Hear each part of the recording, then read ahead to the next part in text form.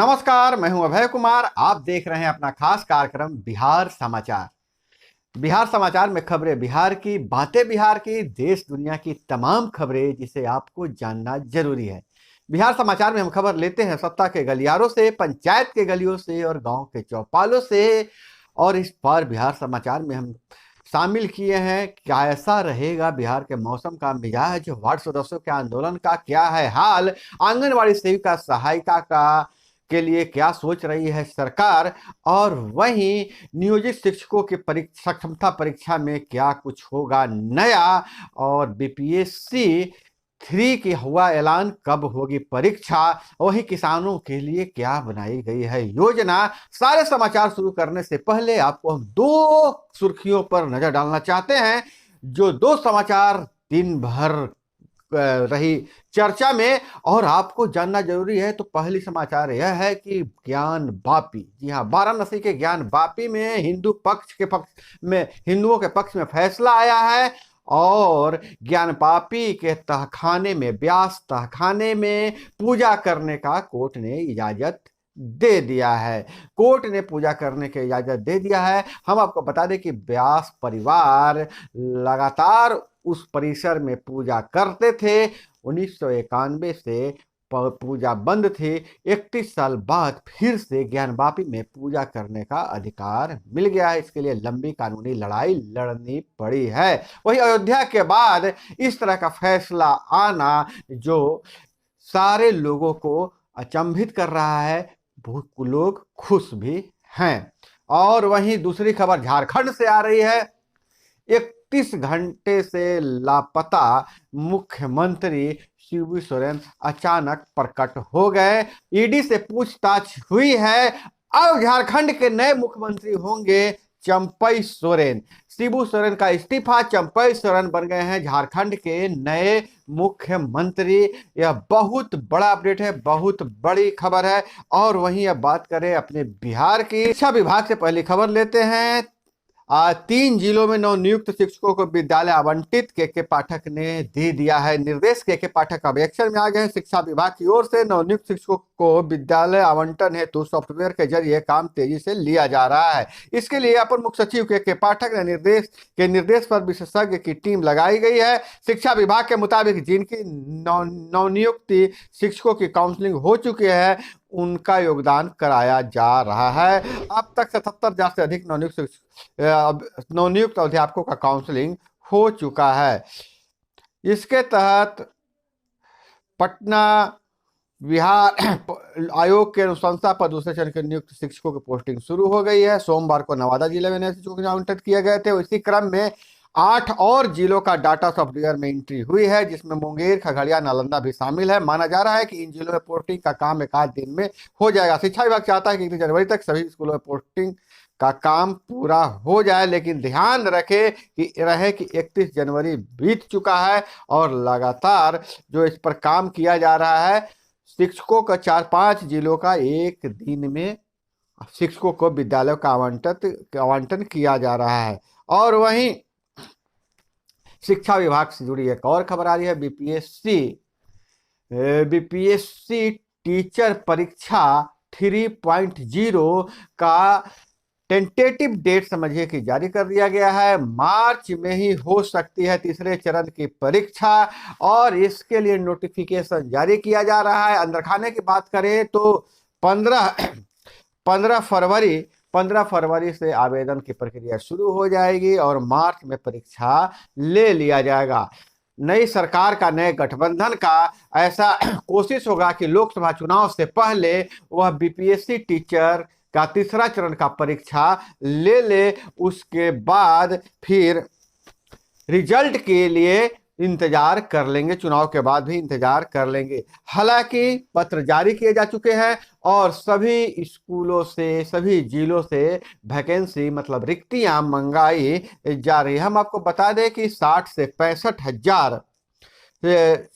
65 हजार शिक्षकों की बहाली वैकेंसी निकलेगी, जिसमें 28,000 पुराने दूसरे चरण में खाली सीटों को भी जोड़ा जाएगा। लगभग 1 लाख सीटों की वैकेंसी आने वाली है। और वहीं इसी से जुड़ी एक बहुत बड़ी खबर अपडेट आ रहा है कि अब शिक्षा विभाग ने साफ कर दिया है कि दूसरे चरण का सप्लीमेंट्री रिजल्ट नहीं जारी किया जाएगा और के पाठक ने सख्त निर्देश दिया है कि अगर इसके विरोध में कोई भी छात्र सड़क पर उतरा तो उसका कैरियर समाप्त हो जाएगा, आगे की परीक्षा में उन्हें बैठने नहीं दिया जाएगा, आगे की परीक्षा में उन्हें बैठना नहीं दिया जाएगा। और के पाठक ने निर्देश दे दिया है, आंदोलन या दबाव बनाने वाले अभ्यर्थी पर होगी कार्रवाई।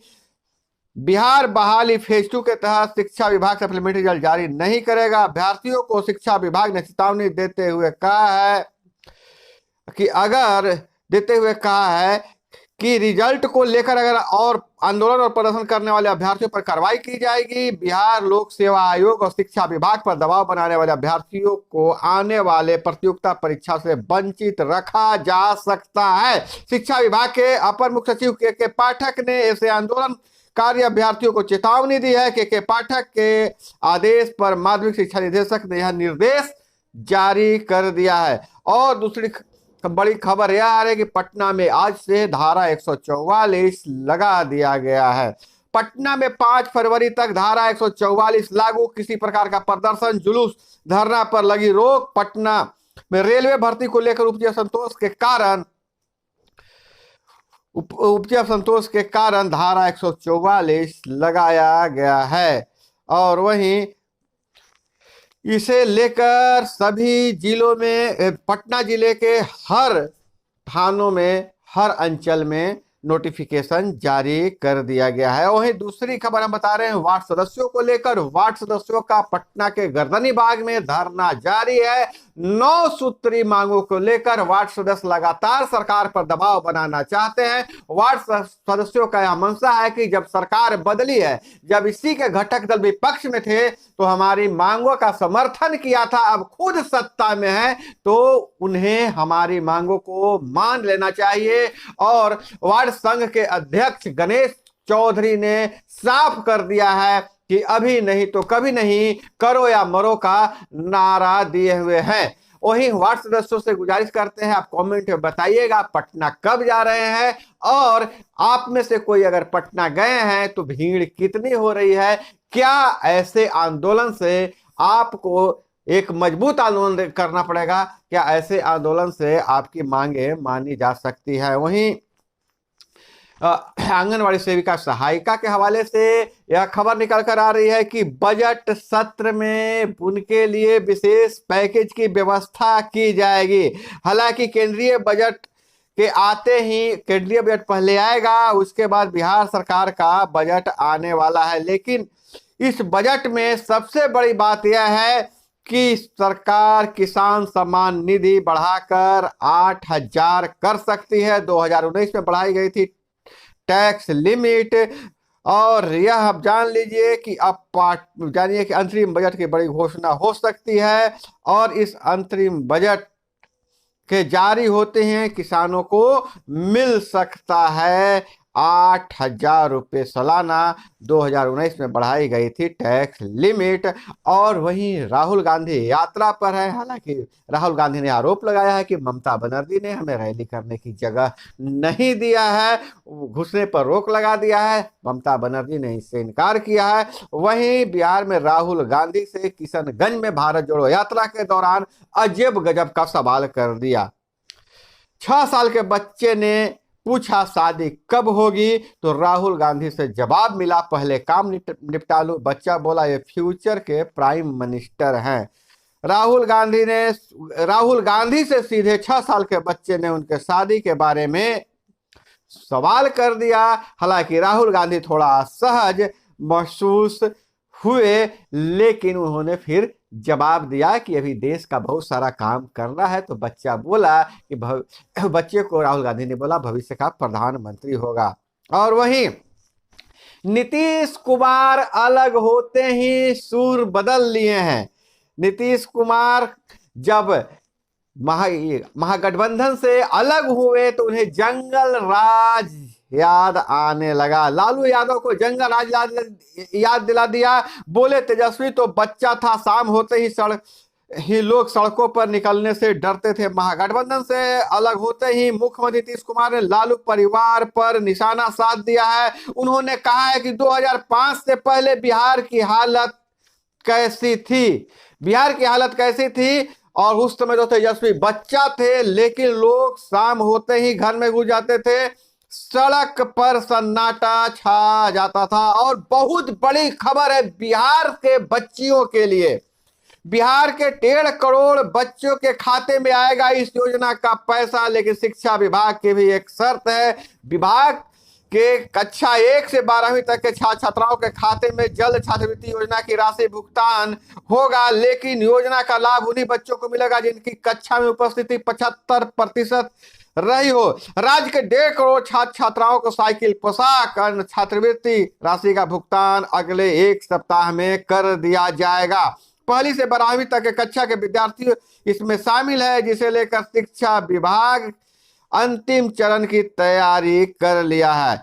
वर्ष 2023-24 के अंतर्गत इन बच्चों के खाते में राशि का भुगतान कर दिया जाएगा। लेकिन शर्त लगा दिया है कि 75% जिनका हाजिरी बना हुआ रहेगा, जिनकी उपस्थिति रहेगी, वही उन्हीं लोगों को यह मिल सकता है। और इधर अन्य खबरों की अगर बात करें तो नीतीश के साथ, नीतीश कुमार का फैन हूं, तीसरी बार मंत्री बने निर्दलीय सुमित सिंह बोले को अब कोई खेला नहीं होगा, नीतीश के साथ कंफर्ट हूं, बिना शर्त समर्थन दिया है। यह बयान आया है निर्दलीय सुमित सिंह का। हालांकि जैसा तेजस्वी यादव ने कहा था कि खेला अब होगा, तो निर्दलीयों पर ज्यादा ध्यान लगा हुआ था। सुमित सिंह ने साफ कर दिया है कि मैं तो नीतीश कुमार के साथ कंफर्ट महसूस करता हूं, वे जहां रहेंगे मैं उनके साथ रहूंगा, चाहे वे राजद के साथ रहें या भाजपा के, मुझे बस अपने नेता से मतलब है। यह स्टेटमेंट है जदयू में नहीं रहते हुए निर्दलीय विधायक सुमित सिंह का। और अगर अब बात कर रहे बिहार के मौसम का, तो बिहार में बढ़ने लगा है मौसम का अलग अंदाज। 5 दिन तक चढ़ेगा पारा। 1-2 फरवरी को बारिश के अनुसार सहरसा और भागलपुर देश के सबसे प्रदूषित शहर है। बिहार में मौसम का उतार चढ़ाव जारी है। बुधवार को किसी भी जिले में कोल्ड डे या घने कोहरे को लेकर अलर्ट जारी नहीं किया गया है। और यह 1 से 2 फरवरी तक बारिश होने की उम्मीद जताई जा रही है। और वहीं अब अगर इधर और बात करें अन्य खबरों पर, तो इधर राहुल बोले हमारे दबाव में नीतीश ने बिहार में जातीय जनगणना कराई है।